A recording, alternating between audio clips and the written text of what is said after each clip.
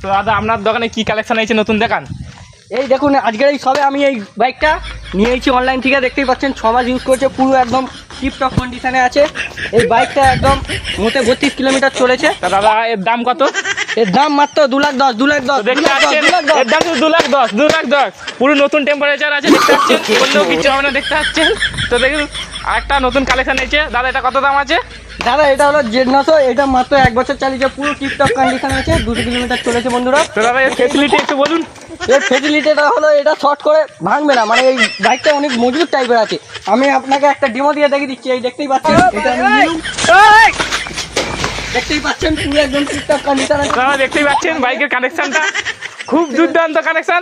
তো তোমার নিতে চাইলে মাত্র 1,10,000, মাত্র 1,10,000, দেখতে পাচ্ছেন মাত্র 1,10,000, মাত্র 1,10,000 দেখতে পাচ্ছেন। গাড়ি স্টার্ট কর।